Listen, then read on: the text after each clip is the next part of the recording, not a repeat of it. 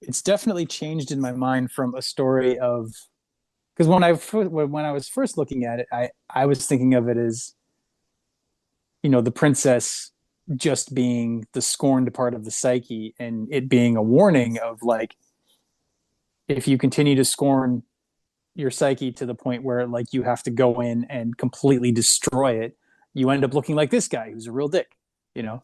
But there is some, you've brought up some good questions about the princess's behavior, and she's definitely not a model princess. She's got some covetousness, she's got some um, hubris, like you said, and it does make me wonder, you know, um, even from the psychological perspective, because if you take the psychological perspective to its end, then the princess is a reflection of Fortunatus, of a part of him. And so if he is this rough, gruff, rude guy, some part of him that is lost may also have some rough, gruff characteristics in a different regard. And just, it's like the two can't meet due to these personal flaws on both sides. And it does sort of lead to a bit of ruin. Although Fortunatus ends up ruling over the entire country for a long time as king. So I guess it's not that bad for him, but Mm. but he could have ruled over as king if he married the princess. So like, Yeah, he's not. Mm. yeah, I think I he's don't not know. necessarily happy. I mean, he just gains the realm, right?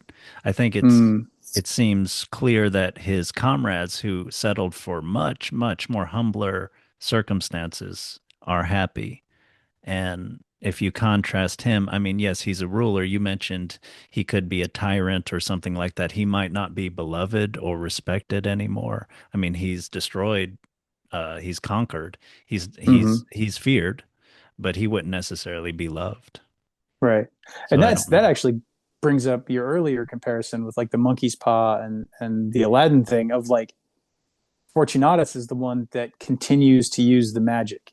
And then when one of them gets taken away, he goes and gets the other magic, and so he sort of just triples down on like, no, I'm not going to just be a normal human being. Like, I get to use these magical powers, and the sort of destructiveness that brings. Yeah, Um, exactly. Exactly. yeah, Brings yeah, a lot of suffering for him many times. He's destitute several times, three times. It brings a lot of suffering for him. And yeah. ultimately, yes, he gets to rule over a kingdom. But is it like Stalin, where he's like suspecting everybody of like plotting behind his back or whatever? I mean, well, he ruled for a long time, yes, but yeah, is he happy? To Yeah, me, that's a big question. And if I had to guess, I would say not necessarily. I think I would agree with you. Yeah, because he's such a he's driven by vengeance. He's anger and vengeance and destruction, and that usually doesn't doesn't lead to good ends for the people who follow it, even if they end up on top. Like you Yeah, said, like Stalin. yeah. I mean, that's a great comparison. Yeah, Yeah, and I yeah, thought that was a good ending to the story because yeah, it is yeah, it's not a triumph for him in the end. It's a kind of yeah, it's a cautionary tale.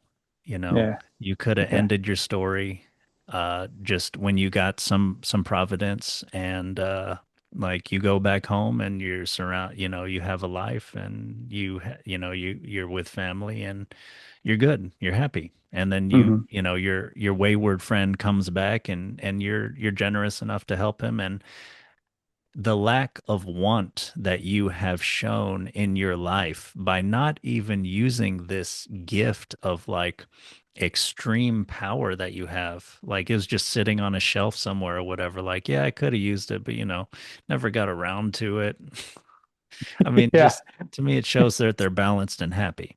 But, yeah. Fortunatus, he needs to get all of life's pleasures, which isn't to say he wants to live a happy life. He wants to indulge in life's pleasures, roaming around, getting respect, mingling with kings and queens, and